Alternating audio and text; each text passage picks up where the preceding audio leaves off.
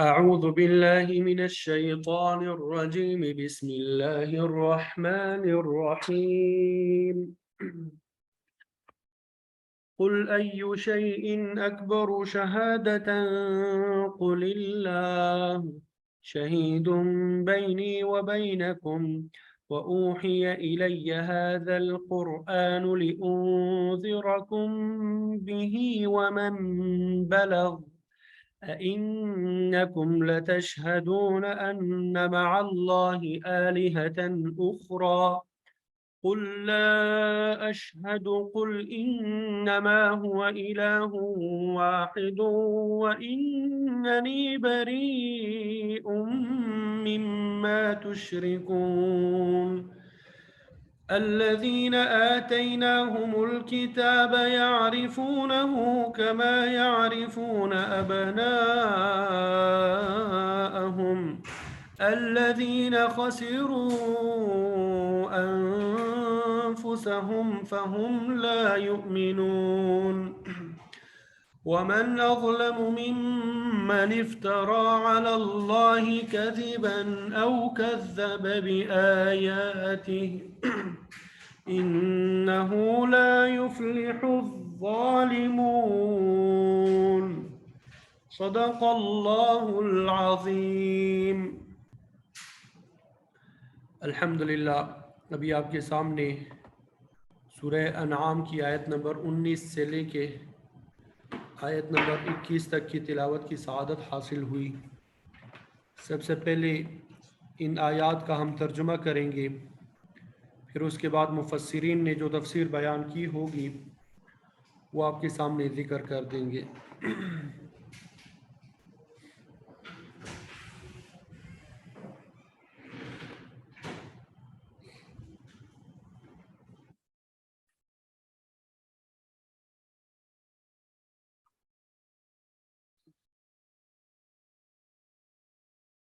قل، آپ کہہ دیجئے۔ قل کا معنی ہے آپ کہہ دیجئے، اس کا ترجمہ تو آپ کو آنا چاہیے۔ آپ ایو ایو شیئن، کون سی چیز، کون سی چیز، شیء کا معنی ہوتا ہے چیز، ایو کون سی، کون سی چیز، اکبرو بڑی ہے، شہادتن گواہی کے اعتبار سے،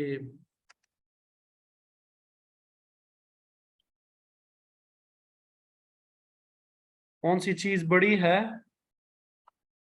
گواہی کے اعتبار سے۔ قل، آپ کہہ دیجئے، اللہ اللہ تعالی، قل آپ کہہ دیجئے، اللہ اللہ تعالی، شہید وہی گواہ ہے، شہید وہی گواہ ہے، بینی میرے درمیان،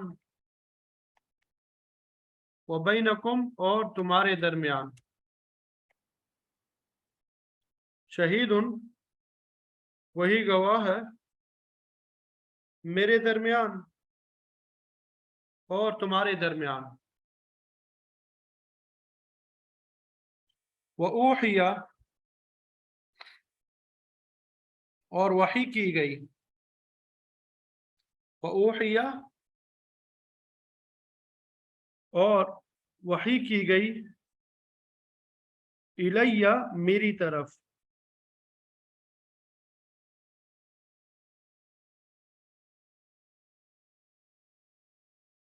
وَأُوحِیَ اور وحی کی گئی میری طرف، هذا القرآن یہ قرآن، لِأُنذِرَكُمْ تاکہ میں ڈراؤں، وَمَن بلغ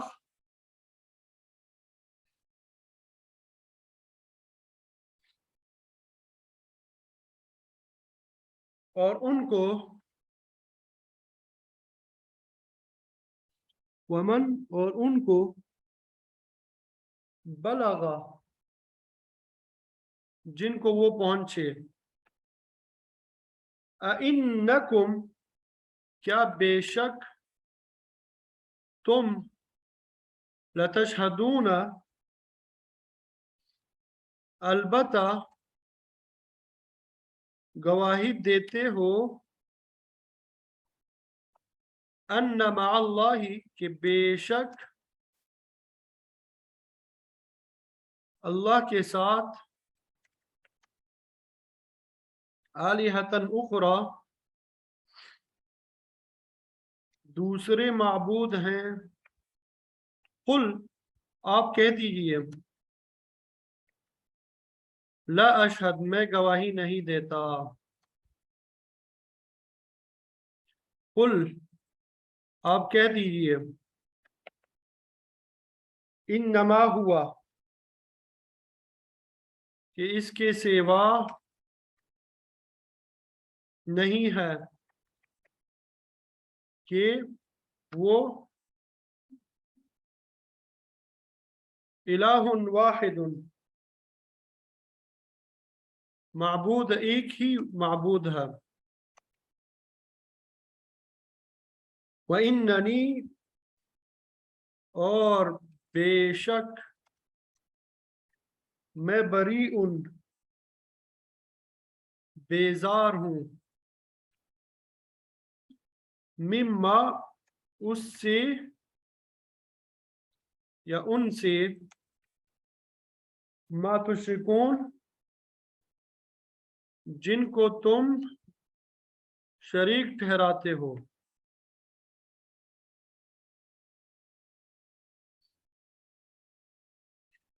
दोबारा तर्जुमा देखिए जरा बामुहावरा।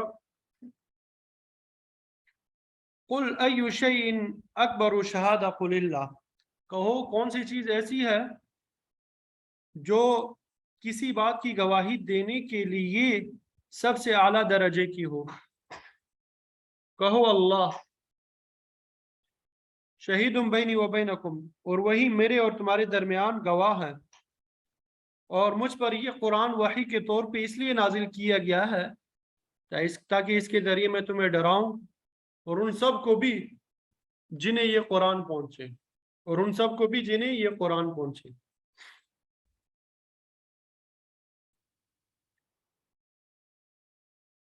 लतशहदून अन्ना मअल्लाहि आलिहतन उखरा क्या सचमुच तुम ये गवाही दे सकते हो कि अल्लाह के साथ और भी माबूद है।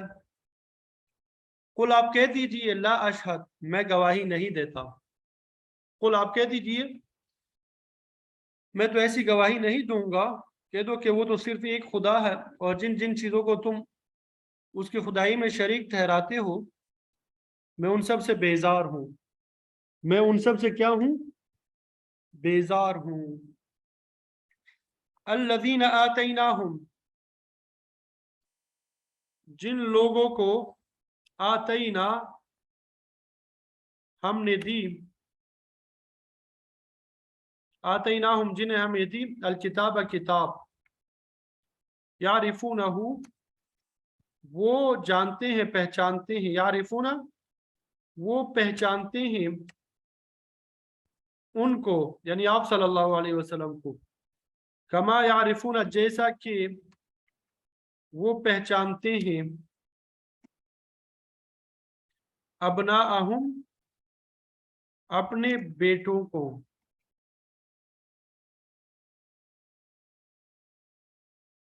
अल्लज़ीना खसिरू अनफुसहुम जिन लोगों ने खसिरू घाटे में रखा नुकसान में रखा अनफुसहुम अपनी जात को फहुम ला युमिनून बस वो ईमान नहीं लाते।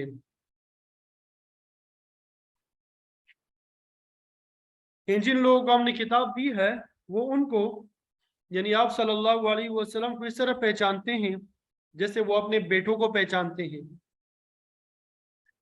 پھر بھی جن لوگوں نے اپنی جانوں کے لیے گاٹھے کا سودا کر رکھا ہے وہ ایمان نہیں لاتے. ومن اظلم، اور کون ظالم ہے،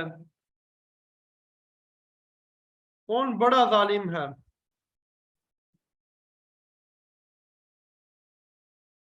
ممن افطرا، اس سے جس نے گڑا علی اللہ اللہ پر کذباً جھوٹ، او کذب، یا اس نے جھٹلایا، بآیاتہ، اللہ کی آیات کو، انہو، بے شک وہ، لا یفلح، کامیاب نہیں ہوتے،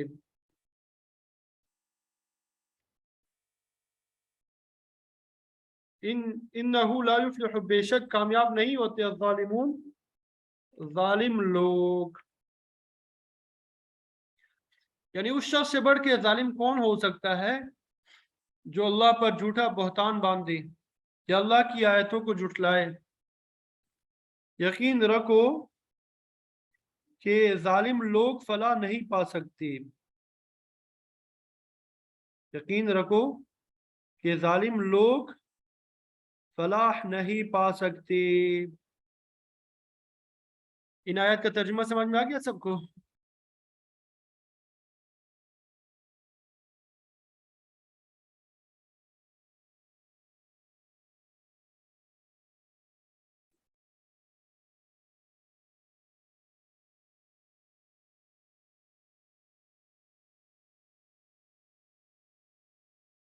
جی، ترجمہ سمجھ میں آ گیا کہ نہیں؟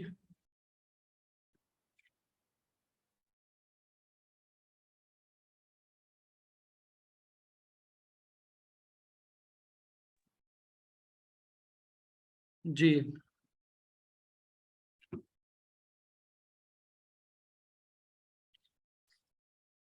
یہ ترجمہ سمجھ میں آ گیا سب کو؟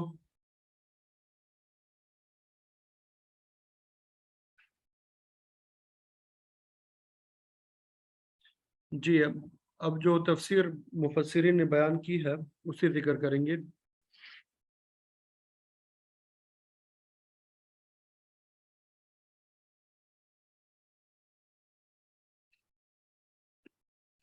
گزشتہ سبق میں ہم نے پڑھا تھا کہ مشرکین آپ صلی اللہ علیہ وسلم کی نبوت اور رسالت کے حوالے سے شک میں مبتلا تھے. وہ فرشتے کے اترنے اور لکھی لکھائی کتاب کے نازل ہونے کا مطالبہ کرتے تھے، لیکن اللہ تعالیٰ نے ان کے مطالبے کو باطل قرار دیا اور فرمایا کہ اگر ان کی فرمائش پوری بھی کر دی جائے تب بھی یہ اسی شک میں پڑے رہیں گے اور ایمان نہیں لائیں گے.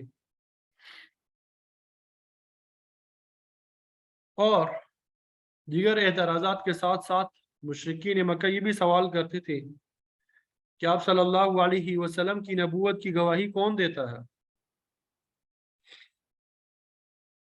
تو اس کے جواب میں اللہ تعالیٰ نے فرمایا، قل، اے پیغمبر علیہ السلام، آپ کہہ دیجئے، ایو شیء اکبر الشہادہ، سب سے بڑی گواہی کس کی ہو سکتی ہے؟ پھر خود ہی اس کا جواب دے دیا، قل اللہ، کیا آپ کہہ دیں کہ سب سے بڑی گواہی تو اللہ ہی کی ہے، شہید بینی و بینکم، وہی اللہ میرے اور تمہارے درمیان گواہ ہے. مطلب یہ کہ جب یہ چیز واضح ہو چکی ہے، جب یہ چیز واضح ہو چکی ہے کہ نفع نقصان کا مالک، نفع نقصان کا مالک اور تمام بندوں پہ غلبہ رکھنے والا وہی ہے، وہ علم و حکمت والا ہے، خالق متصرف اور معبود برحق وہی ذات ہے،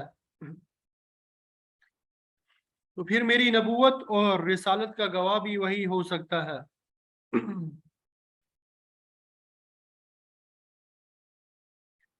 سے بڑھ کے کون سی شہادت ہو سکتی ہے؟ یہ گویا مشرکین کے اعتراض کا جواب ہے، یہ گویا مشرکین کے اعتراض کا جواب ہے۔ پھر فرمایا وَأُوحِيَ إِلَيَّ هَذَا الْقُرْآنِ، اللہ تعالیٰ نے اس قرآن کو وحی کے ذریعے میرے اوپر نازل کیا، تو میری نبوت اور رسالت کا سب سے بڑا گواہ اللہ ہی ہے۔ اور اس قرآن مجید کے نزول کا مقصد یہ ہے لِأُنذِرَكُمْ بِهِ، تاکہ میں اس کے ذریعے تمہیں ڈراؤں، تمہیں خبردار کروں۔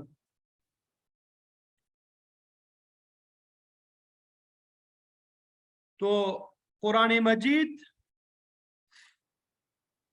سرزمین عرب میں شہر مکہ میں نازل ہونا شروع ہوا،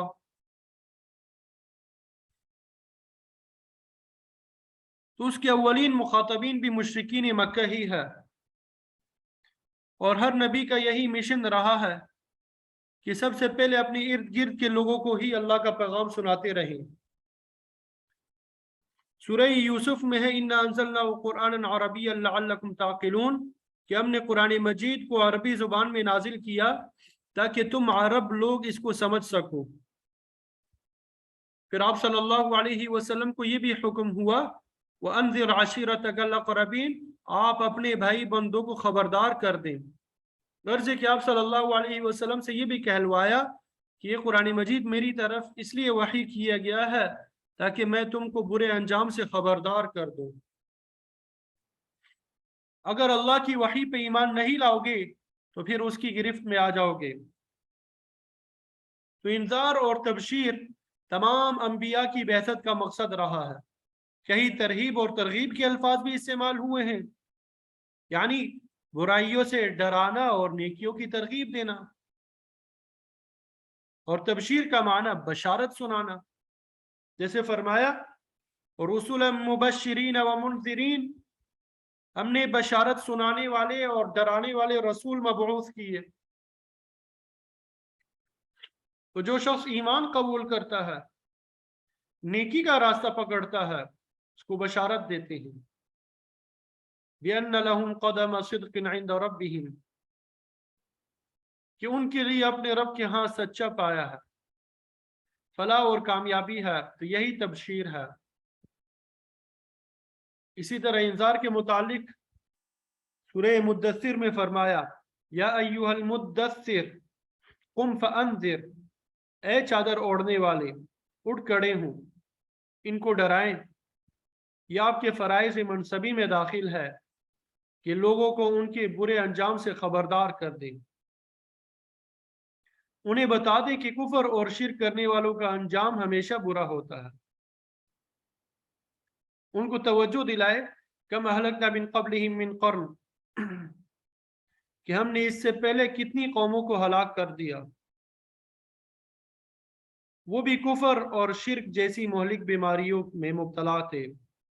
تو فرمایا اے پیغمبر آپ ان کو بتا دیں کہ میری طرف یہ قرآن اس لیے نازل کیا گیا تاکہ میں تمہیں خبردار کروں، میں تمہیں ڈراؤں۔ تو قرآن مجید کے اولین مخاطبین عرب کے لوگ تھے جن کی زبان میں قرآن مجید نازل ہوا،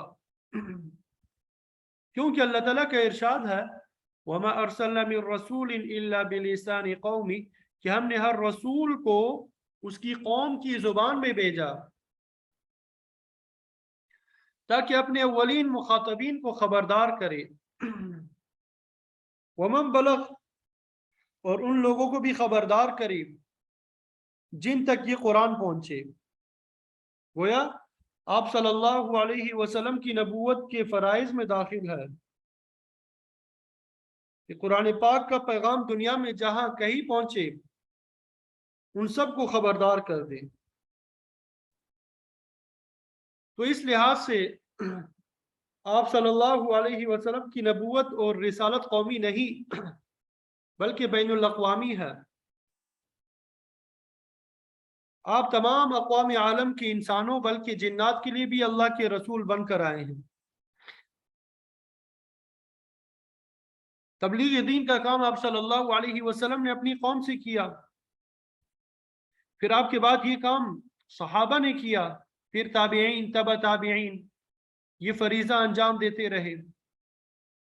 جیسے جیسے فرزندان توحید کا حلقہ وسیع ہوتا چلا گیا تو قرآن مجید کی تعلیمات کو آگے پہنچانے کا کام طبقہ در طبقہ ہوتا رہا۔ چنانچہ اب اس آخری امت کے ہر فرد پہ یہ ذمہ داری عائد ہوتی ہے کہ وہ دین کے احکام دوسروں تک پہنچائے۔ تو اللہ تعالیٰ نے فرمایا وَكَذَلِكَ جَعَلْنَاكُمْ أُمَّةً وَسَطًا، ہم نے تمہیں امت وسطی یعنی افضل امت بنایا، امت وسطی متوسط امت، لِتَكُونُوا شُهَدَاءَ عَلَى النَّاسِ، تاکہ تم لوگوں پر گواہ بن جاؤ کہ ہم نے اللہ کے احکام ان تک پہنچا دیے۔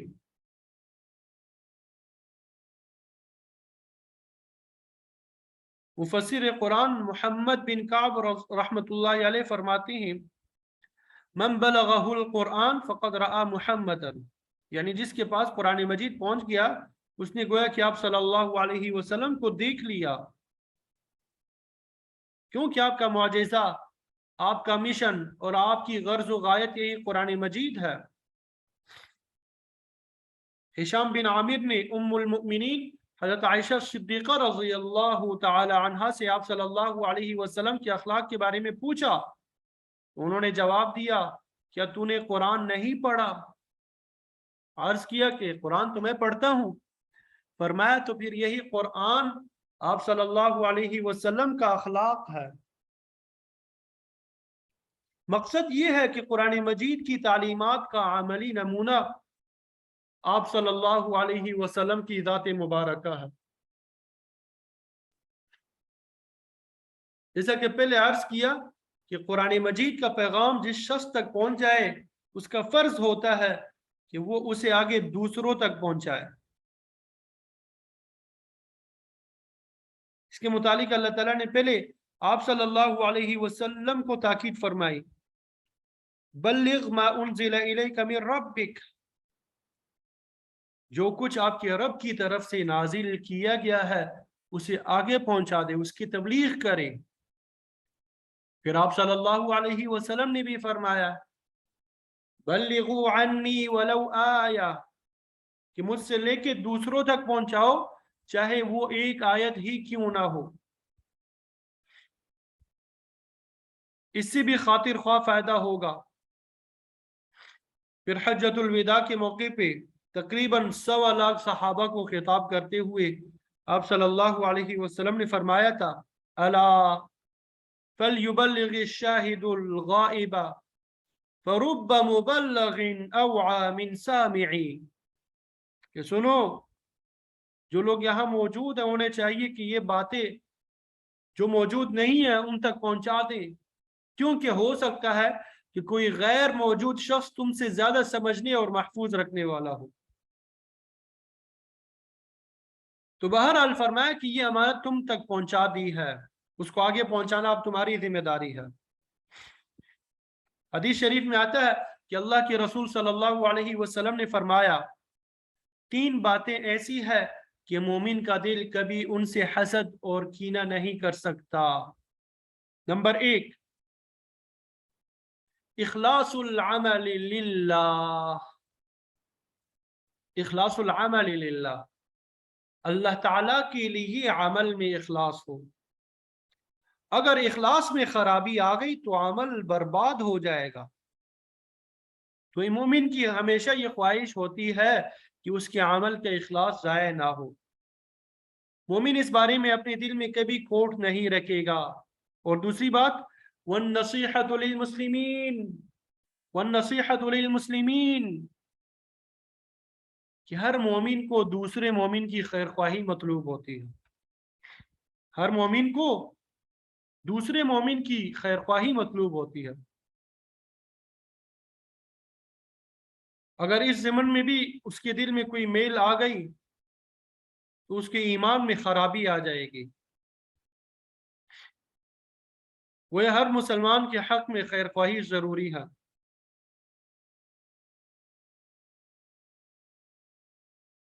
اس کے متعلق حضرت جریر بن عبداللہ بجلی رضی اللہ تعالیٰ عنہ کی روایت بھی صحیحین میں موجود ہے۔ وہ فرماتے ہیں کہ آپ صلی اللہ علیہ وسلم نے مجھ سے اس بات کی بھی بیعت لی، وَالنُّصْحُ لِكُلِّ مُسْلِمٍ، کہ میں ہر مسلمان کی خیر خواہی کروں۔ النصح لکل مسلم۔ بہرحال آپ صلی اللہ علیہ وسلم نے فرمایا تیسری بات لزوم و جماع، مسلمانوں کی جماعت کو مضبوط رکھنا، یعنی اتفاق اور اتحاد کی فضا کو پیدا کرنا، برقرار رکھنا، یہ بھی مسلمان کے لیے ضروری ہے، کیونکہ من شذ جو جماعت سے الگ ہو گیا وہ علیحدہ فرقہ بن گیا، پھر گمراہی آئے گی، پھر کیا ہوگی؟ گمراہی آئے گی، اور جماعت المسلمین میں کمزوری آئے گی، اور اس تفریق کے نتائج بھی بہت برے نکلیں گے۔ تو تبلیغ دین بنی نوع انسان کے ساتھ خیر خواہی کی ایک صورت ہے جس کے متعلق سخت تاکید آئی ہے۔ اصل میں دو چیزیں بڑی ضروری ہے، سورہ بلد میں ہے وَهَدَيْنَاهُ النَّجْدَيْنِ، ہم نے انسان کی دو اونچی گاٹھیوں کی طرف رہنمائی کر دی ہے۔ النجدین، دو اونچی گاٹھیوں کی طرف رہنمائی کر دی ہے۔ عام تفاسیر میں اسے خیر اور شر کی گاٹھیوں سے تعبیر کیا گیا ہے، یعنی انسان کو اچھائی اور برائی کی تمیز سکھا دی گئی ہے۔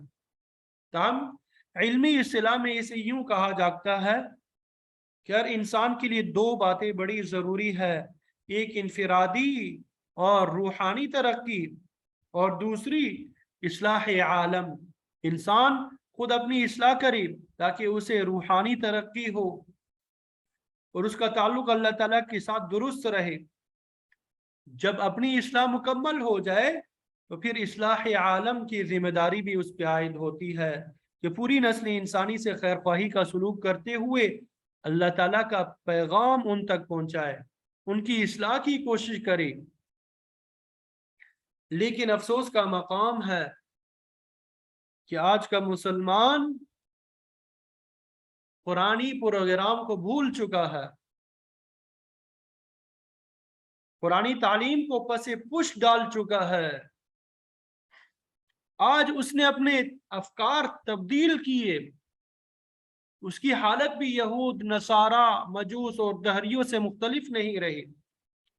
مسلمان آج اپنی اصلاح سے غافل ہے تو اقوام عالم کی اصلاح کیسے کرے گا؟ یہ خود گمراہ ہو چکا ہے، دوسروں کو کیسے راستہ دکھائے گا؟ تو اصلاح عالم کا فریضہ اسلام کے ابتدائی دور میں بڑے اچھے طریقے سے انجام دیا جاتا رہا، لیکن آج پورا عالم اسلام اس سے غافل ہو چکا ہے۔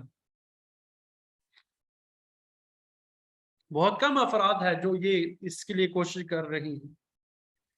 مثلا تبلیغی جماعت ہے جو تبلیغ دین کے سلسلے میں اپنی اصلاح کی کوشش کر رہی ہے، کیونکہ خود اپنے بگڑ چکے ہیں، اس لیے پہلے ان کی اصلاح کی ضرورت ہے۔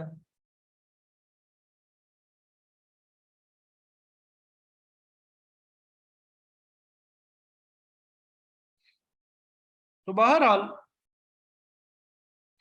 تبلیغ دین کی طرف توجہ دلانے کے بعد اسلام کے بنیادی اصول توحید کو ایک نئے انداز میں پیش کیا جا رہا ہے۔ اَإِنَّكُمْ لَتَشْهَدُونَ أَنَّ مَعَ اللَّهِ آلِهَةً أُخْرَى، کیا تم اس بات کی گواہی دیتے ہو کہ اللہ تعالیٰ کے ساتھ کوئی دوسرا معبود بھی ہے؟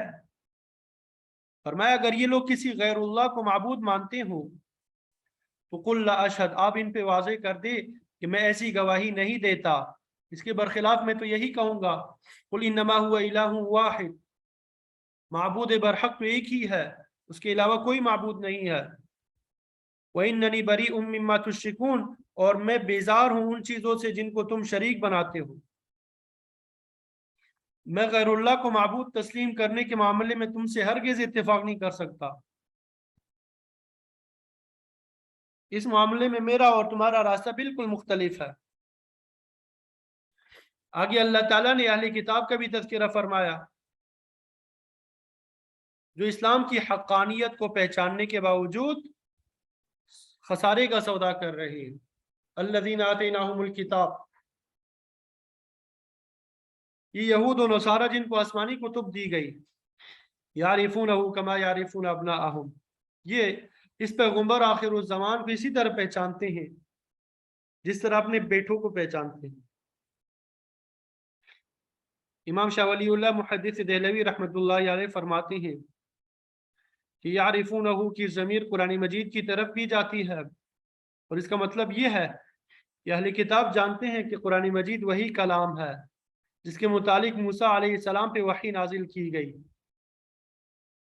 تورات میں اللہ تعالیٰ نے فرمایا کہ میں تمہارے بھائی بندوں میں سے ایک شخص کو برپا کروں گا اور اس کے منہ پر میں اپنا کلام ڈالوں گا، تو قرآن مجید وہی کلام ہے جو اللہ تعالیٰ نے اسرائیلیوں کے بھائی بنو اسماعیل میں سے آپ صلی اللہ علیہ وسلم پہ نازل کیا۔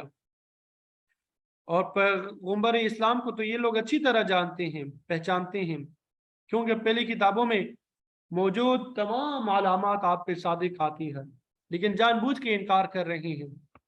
تو یہ لوگ جو ہے مشرکین سے بھی بدتر ہے۔ مشرک جو ہے وہ تو جہالت کی وجہ سے آپ صلی اللہ علیہ وسلم کا انکار کر رہے ہیں، لیکن یہ اپنی ضد، ہر ڈرمی اور تعصب کی وجہ سے آپ پر ایمان لانے کو تیار نہیں ہے۔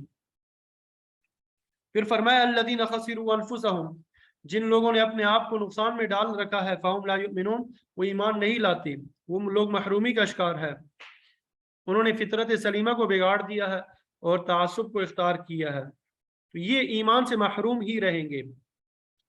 فرمایا دیکھو یہ لوگ آپ سے کہتے ہیں کہ آپ کی نبوت کا گواہ کون ہے، تو اس ضمن میں اللہ تعالیٰ نے فرما دیا کہ وہی سب سے بڑا گواہ ہے، اور اگر پھر بھی تم میری رسالت اور نبوت میں شک میں مبتلا ہو تو سن لو، ومن اظلم ممن افترى على الله كذبا، اس سے بڑھ کر کون ظالم ہو سکتا ہے جو اللہ تعالیٰ پہ جھوٹ باندھ دے۔